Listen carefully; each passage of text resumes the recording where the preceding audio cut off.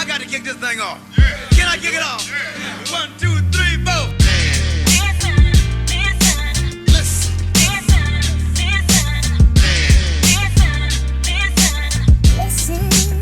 Ladies and gentlemen, listen.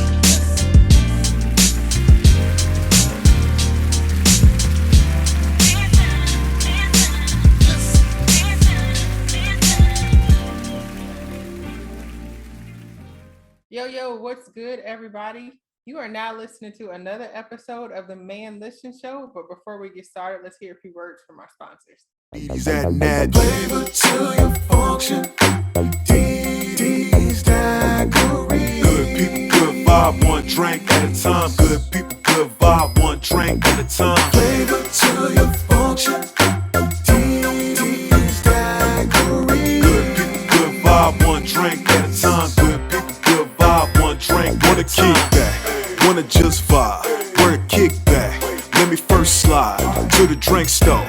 Let me just buy DD drink mixes, all of them fire. Fill me up a case, I'm finna drop bread. Marvelous mango, classic and red. Took them to the party, these folks won't leave me alone. They wanting me to share, they better get their own. DD's adding that flavor to your function. DD's daiquiri. Good vibe, one at a time. Good vibe, one at a time. Are costly cable bills giving you the blues? Well, Magic Streams is your answer. Watch all of your favorite teams live in HD. You will also get access to over 1,500 movies and be able to watch TV shows instantly. Magic Streams. Click the link in our bio to get more information. Conversate with Us Radio presents the Man Listen Show. We are the blackest radio show on the internet. We bring you our opinion on topics that affect the Black community in an effort to enlighten, enrich, and empower every brother and sister that falls under the sound of our voice. We operate on a no-hating frequency, so be prepared for us to keep it 100% real and 100% Black all the time. Please follow the show on Instagram, Facebook, and Twitter at Man Listen Show. You can subscribe to the show on YouTube, iTunes, basically anywhere you can find podcasts. You can go to our website, www.manlistenshow.com. You can listen to our current episodes, listen to our past episodes. Make sure you share the show. Make sure you let everybody know about the blackest radio show on the internet, the Man Listen Show. I'm your host, Mar B. You didn't say bring in the crew. I need my keyword.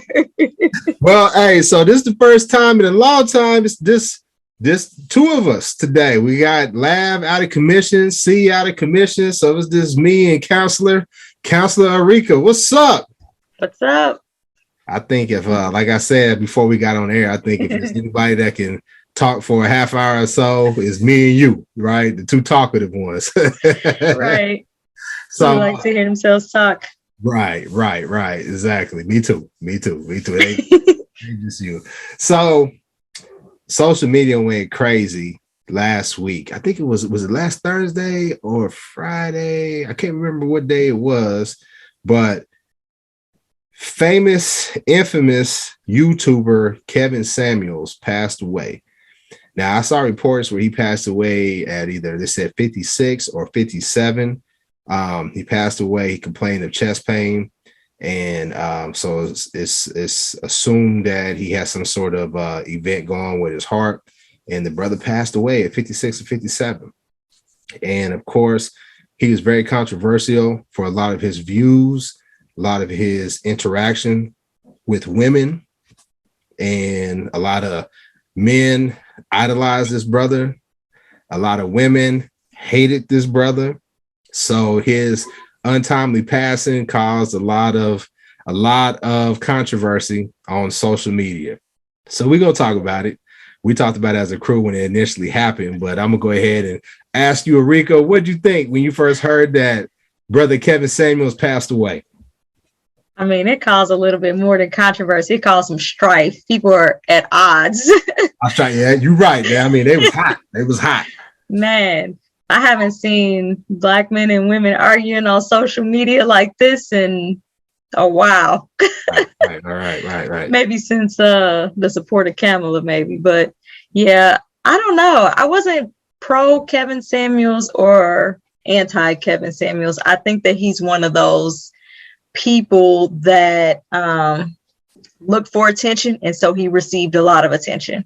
And that's one of the things that, you know what I mean, you're gonna always piss people off when you loud and mean, and he was definitely mean. Some of it was very funny. But I think the argument is that he was equally mean to men and women. Women just took it a certain type of way, and they felt like Black men should be supporting them and protecting them from this guy and this kind of idea that he was spreading around the media, as opposed to agreeing with him and thinking it was funny. But some of it was true, to be fair. I wasn't a huge fan of his because I feel like, right or wrong, there's a way that you talk to women as a man. I don't necessarily believe that all the things that he said was wrong. But I think his delivery really, really kind of messed up his whole message.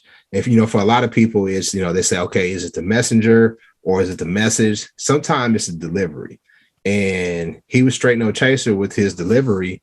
And I mean, I've talked about it all the time. I'm a Pisces, I'm sensitive, but I'm also a man. I'm a man's man. And I came up with men who they just told you how it was. They didn't mince words. They said, hey, listen, no, here are the facts. This is why you aren't getting the results that you want. And this is how you need to do better. So when I heard him talk to the people that called in, and that's something I want to talk about in a little bit, I never really heard him be unfair. I thought that maybe he was harsh. He was matter of fact. And I think that the clips that made him most famous were the ones where he was talking the most trash to a woman. Like the one that where everybody kind of found out about him was like the chick called in and he was telling her she was average at best. And there was another one where he was like, you're 5'3", you weigh 2 something or whatever, you weigh 185, you built like Emmett Smith. I mean, those are the ones that really got him, known, right? And those are the ones that were the most misogynistic of the things. You're missing one. Which one was that? The women over 35 are damaged goods. See, if you haven't been married by the time you're 35. You said they're leftovers. You said like they're leftovers, right? Yeah. Yeah, leftovers. That hit him. Right. So I mean, that must have been something he just put out recently. I don't know, because like I said, I didn't really follow him. I didn't follow him. I saw like some of his stuff, and some of it was funny. Some of it I was like, hey man, you ain't got to do it like that, But I think because of that, and because I'm in my mid 40s, and so most of the people I know are women that are 35, 40 plus. By him saying, hey, listen, you 35 with kids, you leftovers or you damaged goods, that's gonna sting. That's going to sting in a major way. So I can't be mad that people were indifferent to him dying. I had a problem with the people who were celebrating it, though. And a lot of people are like, I didn't see people celebrating. Nah, if you look on Black Twitter, there was folks who was like making really inappropriate jokes, talking bad about that dude's demise. I mean, so this is the thing. Like, I think that people are very malicious when it suits them. It's like that, and not to pick on Christians, but to me, it's like how those good Christians are. And it's like, oh, I'm a good Christian. I don't judge. I don't do this. I don't do that until it suits me, or until I think it's funny or something like that, or until it's somebody that I don't care for. Because then it's, it's okay for heathens to die or non-Christians or things like that. Same thing with this, like, because he didn't agree with your viewpoints or you thought he was mean or whatever, then his life somehow has less value. And to me, I think that's a problem that, I don't know, we can't even begin to touch on. Well, I do think it's like a case by case basis, because like, I remember when Rush Limbaugh passed away, I know I made jokes because he was a racist, pill popping, what. And I make jokes about the governor of Texas, Governor Rollaway, dude's in a wheelchair, right? Mm-hmm. He's always at the forefront of doing stuff that is limiting the rights of Black people and other minorities as well. I do believe in karma, but I think that there's just, I think it's a fluid situation. So to me, I kind of thought it was like a little bit too much because I didn't think that the things that he was saying from my perspective warranted that type of response for like people to be like, well, you know, his mom found out about it through social media and that was messed up. That is messed up. Or for people to be like, well, maybe he shouldn't have put that type of energy. I'm like, dude, are you that cold-hearted? Do you lack that much compassion, you know, to really respond in that way? And really what it showed me was the type of people I'm like, nah, that's the type of people I don't need around me, because if they able to go to those depths, yeah, stay away from me, for real. Well, and then people too, a lot of times what they don't want to admit is that he in some way, shape, or fashion hurt their feelings. And instead of addressing what he hit on that bothered them, they would rather just hate the man, because he never hurt my feelings. He didn't say anything that bothered me. Right. But I feel like, oh, he was mean, he was this, but people kept calling in. He probably started out being nice, cool, calm, and collective. That didn't get him ratings. The meaner he got, the more publicity he got, the bigger his show got. So that's what was marketable. Well, he was an image consultant. He started off as an image consultant to men, right? Mm-hmm. And from what I watched and did a little bit of investigation, he was doing this for like 3 years where he was basically talking to men.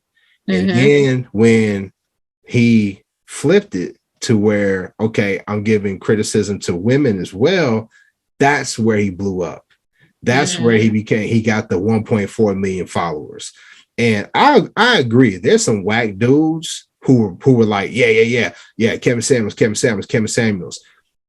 I never got the I hate black women from Kevin Samuels. A lot of people, you know, question his sexuality and all that type of stuff, which I kind of low-key agree with. But I never got that he hated black women. So when people throw out the term like misogynistic, I think it's kind of like when people throw out the term homophobic. And they kind of just use that, just like, oh, that's homophobic. That's homophobic. And it's like, no, it's not. It's just I feel a certain way about this. Yeah. I don't want to embrace that. There's guys like, you know, Tommy, and I don't even want to say his last name. There's a guy named Tommy. His last name starts with S. Now he is what you would call an incel. He hates women, and particularly black women. Now that's somebody that I would say yes is misogynistic.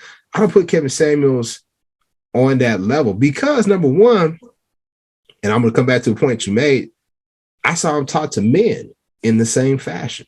There was one call, dude talking about women are the bane of my existence. He said, man, dude, he said, what do you do? And the guy says, I'm a musician and an Uber driver. He's like, he said, no, money is the bane of your existence. You trying to talk to a woman with multiple degrees and you ain't got no money. Like I saw him talk to guys the same way he talked to women. Now, some people say you don't talk to men like the same way you talk to women. But my other point that you mentioned, why were these women calling in for his opinion? You knew what he was going to do.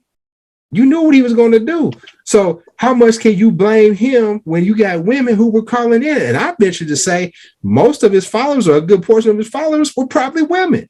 Yeah, because they were looking for that guidance and advice. Like I've had this issue for many, many years. I hate when single women will seek advice and then I try to give them advice and they're like, no, I want to hear from other single women. Why? That's why you're still single. Stop listening to each other and listen to somebody who's ensnared for 20 years. Like I've been married with this guy for forever. You know, just me and you on the show, but you can't be using the N-word. What I meant to say was I have been in a loving relationship with my husband for 20 years. Listen to me. I've got cheat codes that you might not find out in the streets. But that's the thing, though. So women secretly love advice from men. But they do. They don't necessarily want to A, admit it, B, take the advice, and C, like a lot of times they don't necessarily think that the advice that they receive from whoever really applies to them, because nobody who's calling into a show like that is really trying to sit down and work on their issues. Because you wouldn't be calling into a podcast, you'd be calling into a therapist or a counselor. or phone a friend. I don't know. You're not really trying to get better. What you've really done is complain so much to the people that love you that they're sick of hearing you talk about the same thing over and over again. And instead of really trying to address whatever issues you really have going on, because he can't get to the bottom of why your relationships aren't working in a 30-40 minute podcast. He's not trying to. No, he's so not. All he can do is a surface level evaluation of what's wrong with you. Okay, well, what's wrong with you? You think that you deserve better than you're actually putting out into the world. Well, what are the chances that that's 90% of our problems? You know what I mean? Like, everybody thinks that they deserve the whole world, but I mean, do you really? And I mean, he's not the first one to come up with this business model. I mean, I can't remember this. There was this white lady that used to have people call in. I cannot remember her name, but she was a white lady, so it don't matter. But like, they would people no pub on this show. people would call in, right? And she would have a whole podcast and she would just give like that, I mean, Dave Ramsey, people call in to Dave Ramsey, right? And they say, well, I'm doing this with my money. I'm trying to ask this. And he would come back at them and was like, are you serious? Like, like really like just like jarring advice or jarring feedback and responses. But I think that Black women obviously have been through so much, and I can't take away from that.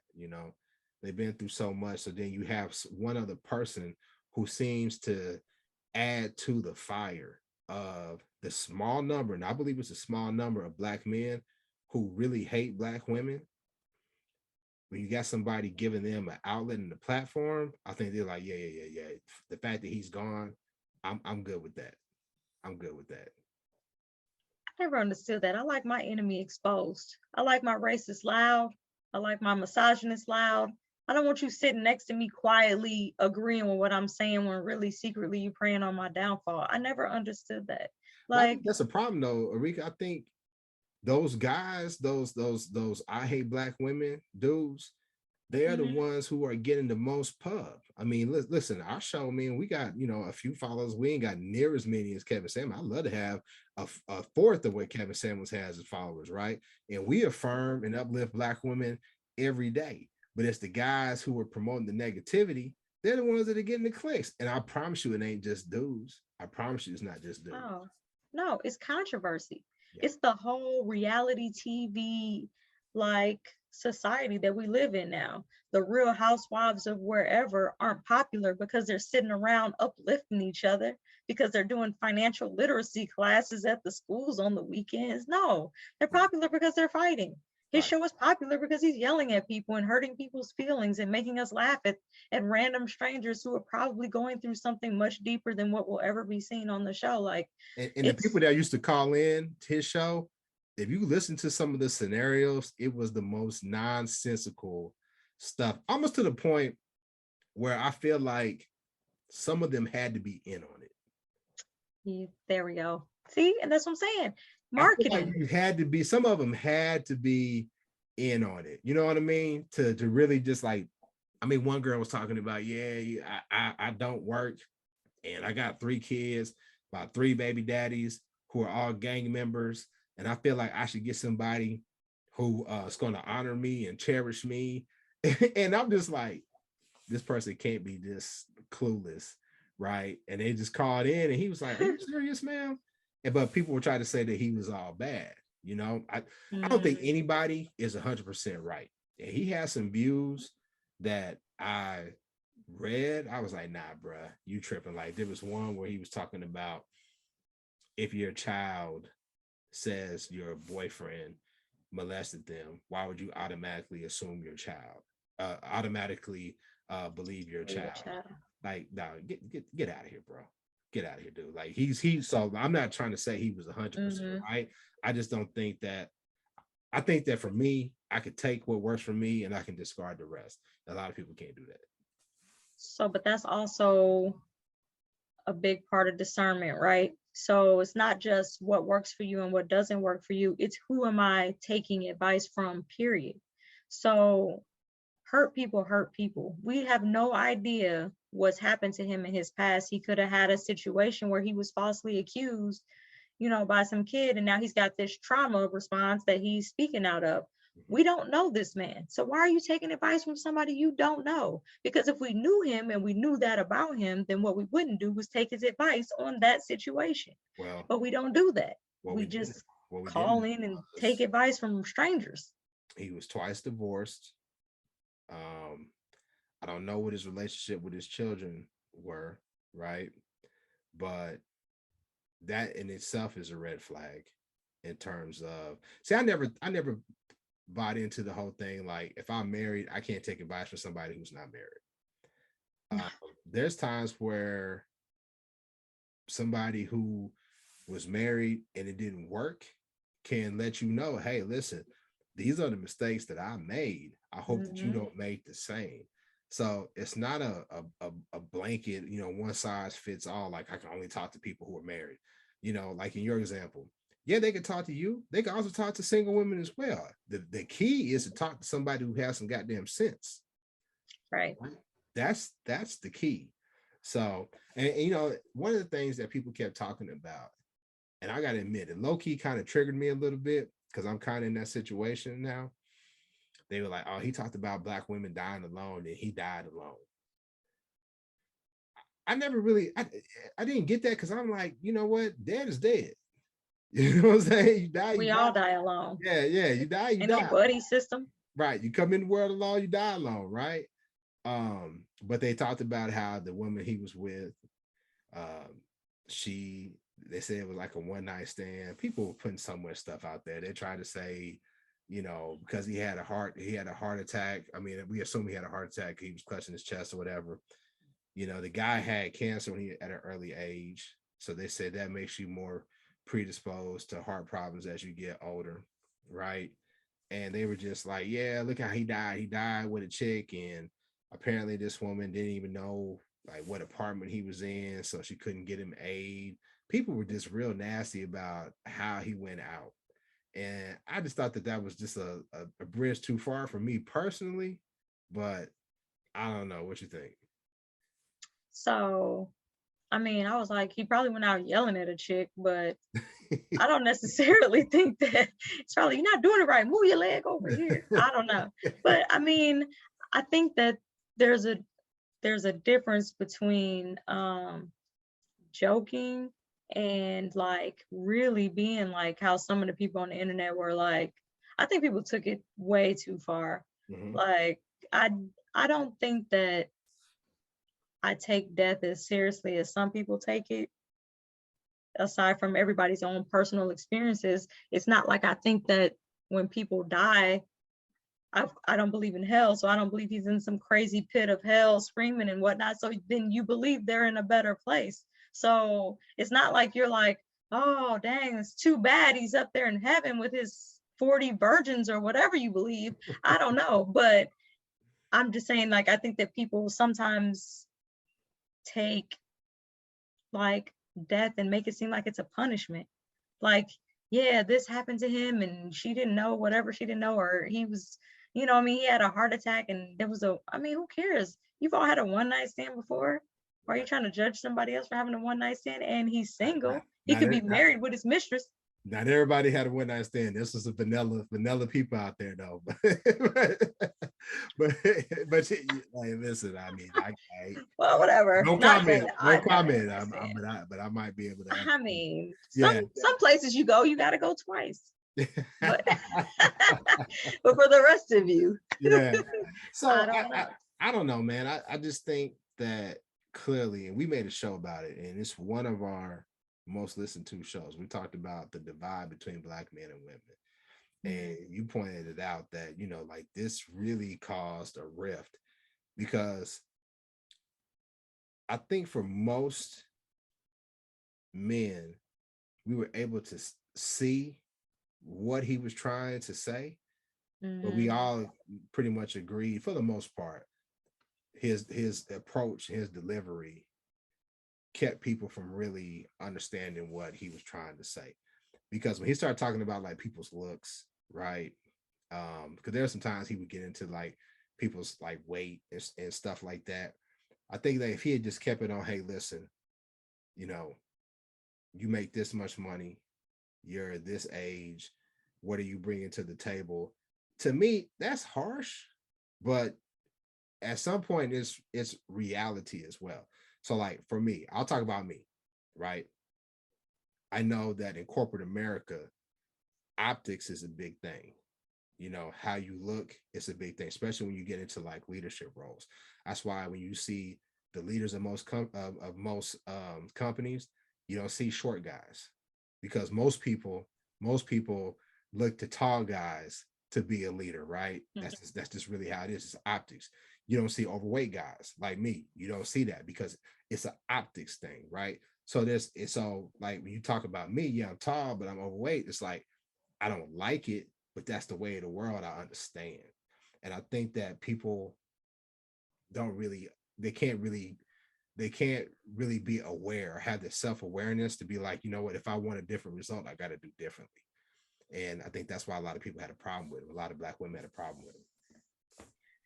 See, I would go the other way, because you're calling in for a surface level evaluation from a person who doesn't know you at all. And without digging into your trauma responses, or who you really are as a person and a character, all he really can go on is the superficial. And what you are putting out into the world superficially is partially your looks and your social status, employment, whatever. But all that matters though. All that matters though. People try to act like it doesn't, but it does. It does. Yeah.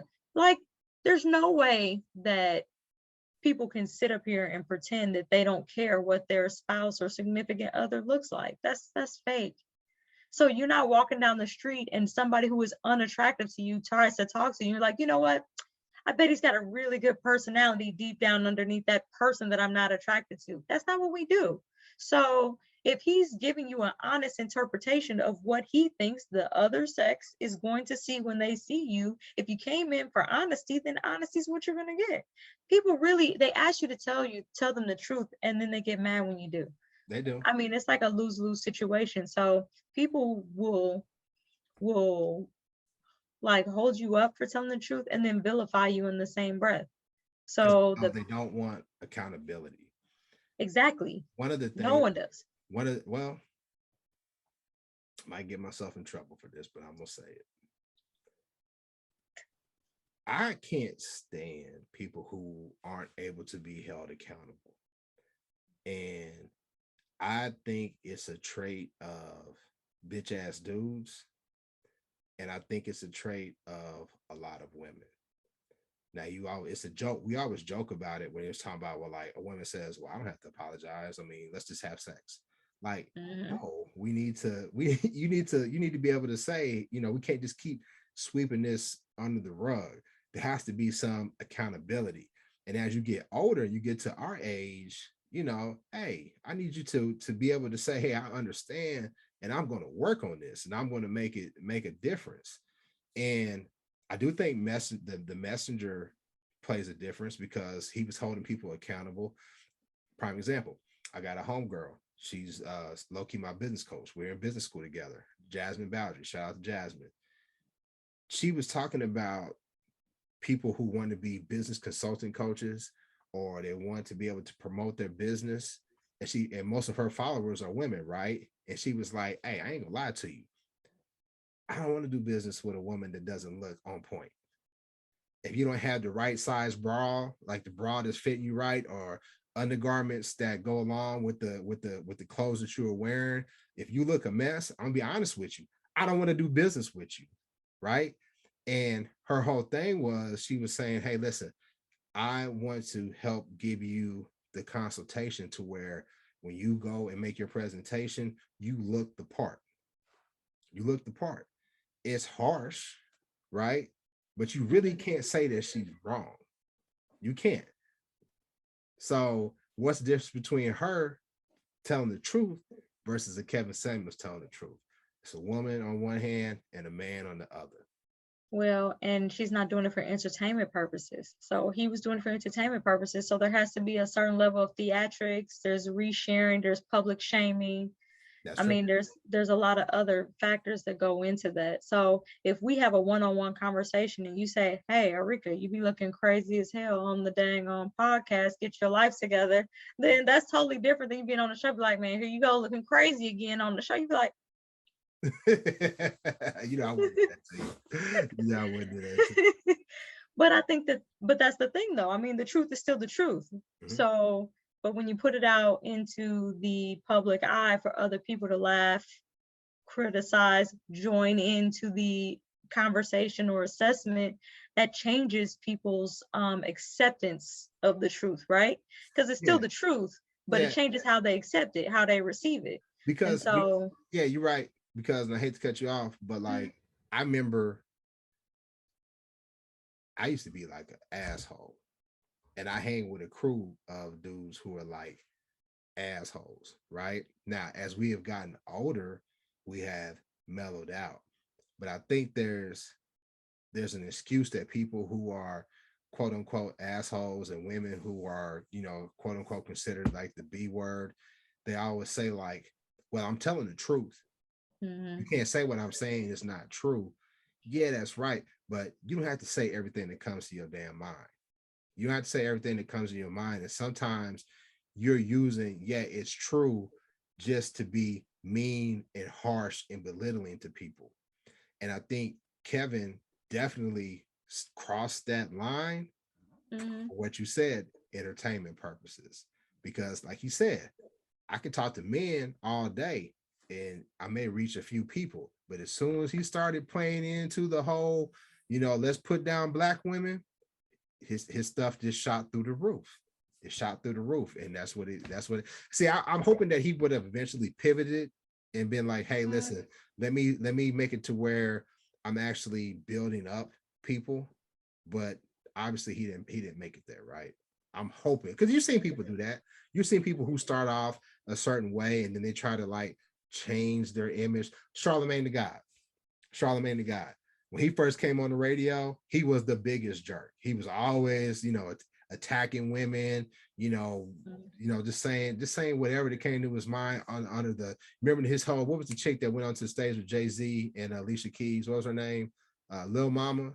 He did an interview with her where he just he made her cry, didn't he? Yeah, she was crying and all that stuff, right? And now he's a little bit older. Now he's the champion of mental health and going to therapy and all that. So people do make their name off controversy, then they pivot. So I'm thinking Kevin may have wanted to do that.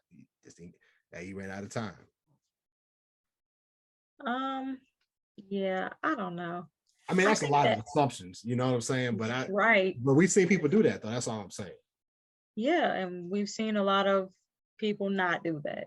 So my thing is, I think that when we have like situations like this, it's so easy to say what they could have, should have, would have done. But for Kevin, I think that a lot of Black men, for better or for worse, are in situations where they don't necessarily feel like they could say what they want to say to Black women. Because it's either, there's like this like kind of gray area where you can be supportive of Black women, but anytime you have any type of criticism, you're going to get like overly attacked.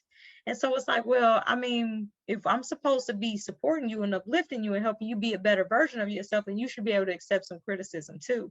But we really don't. And we really don't like public criticism. And so it's like, you can't criticize me at home. You can't criticize me in public. When can you criticize me? So he kind of gave a voice and then took it too far. I want to call you out so bad. I want to call you. Why? Go ahead. You know me. I don't care. So you remember when we were talking about Black women wearing bonnets? Yes. Public. And yes. I was like, it ain't a good look.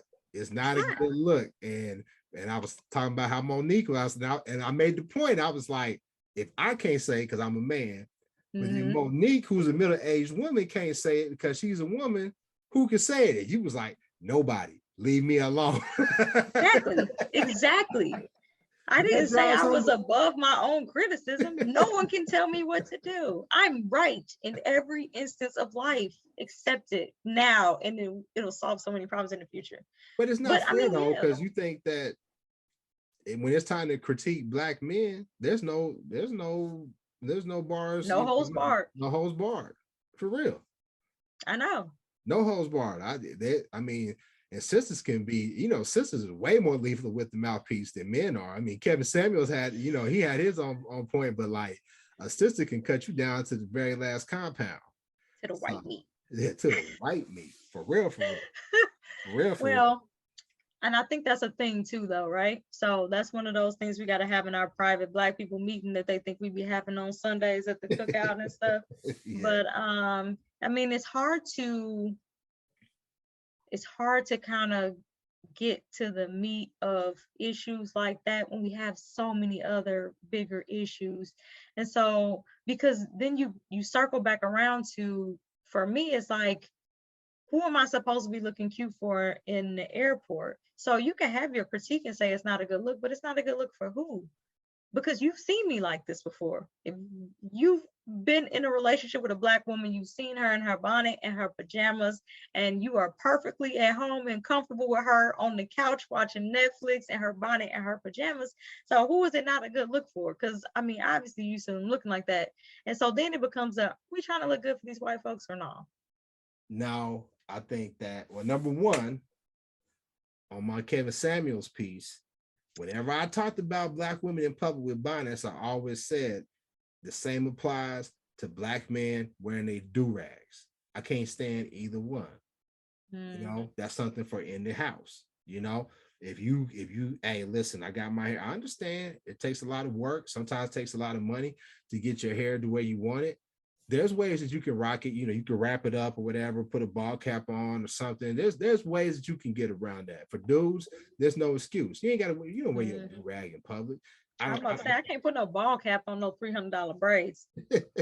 Yeah, you can. You can get a big enough hat. You can wrap that up in the bandana and put a little hat on top of it. Your head ain't that big. You little. My braids be that big. But yeah, I just think that you're right. We just have to like eliminate this whole fighting amongst each other. And I get the whole patriarchy piece that Black women are, you know, fighting against in terms of like, you do what we say, everything that whatever you do has to cater to the man comes first.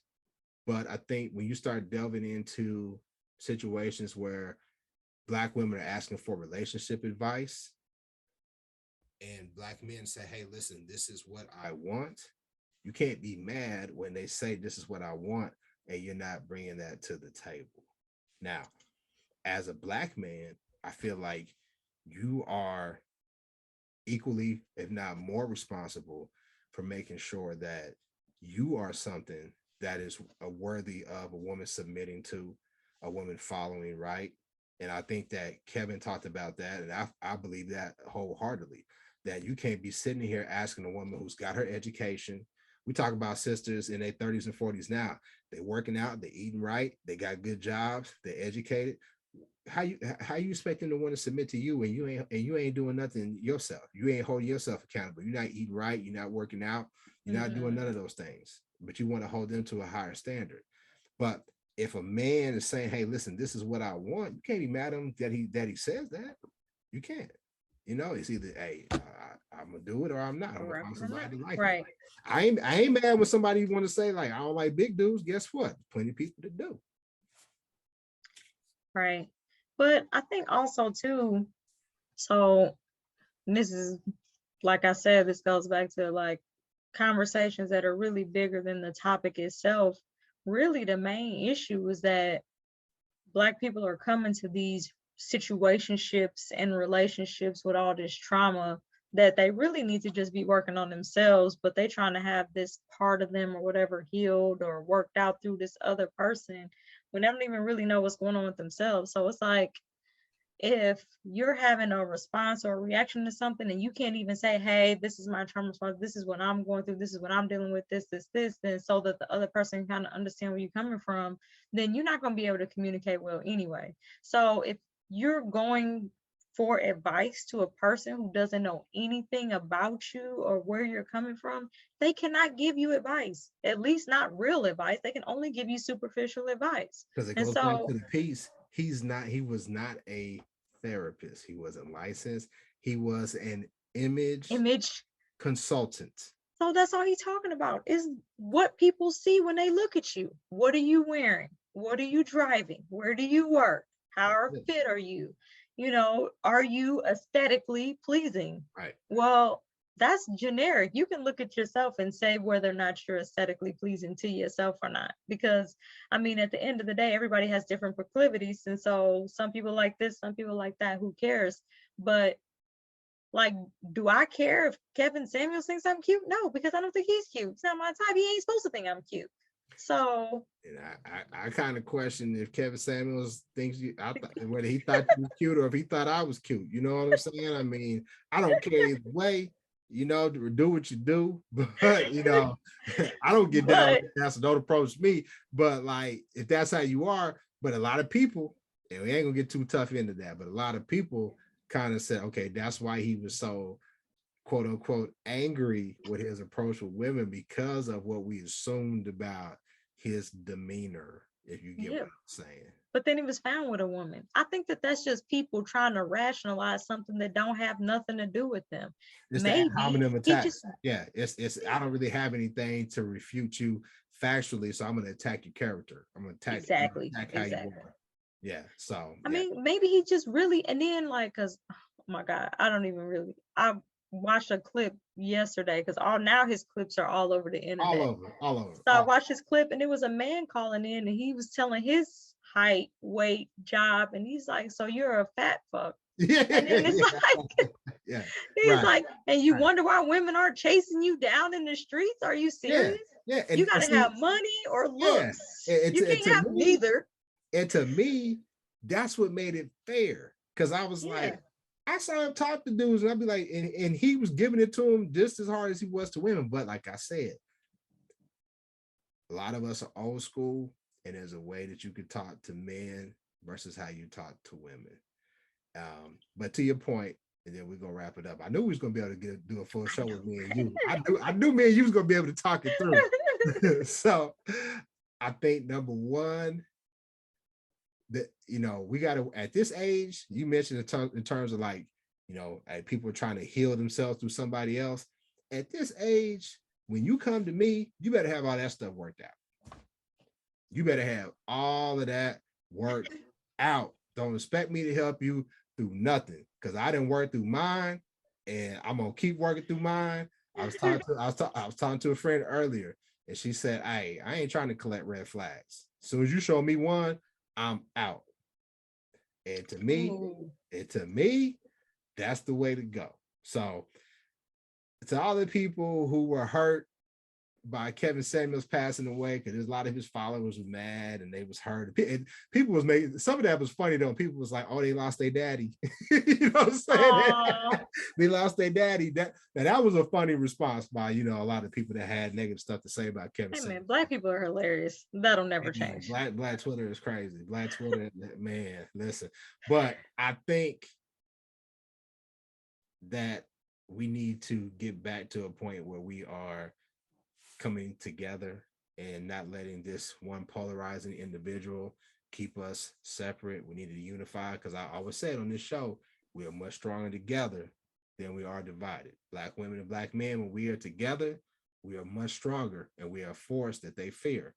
So we got to try to bring that back. But I do think we need to pay respect to that brother, his family.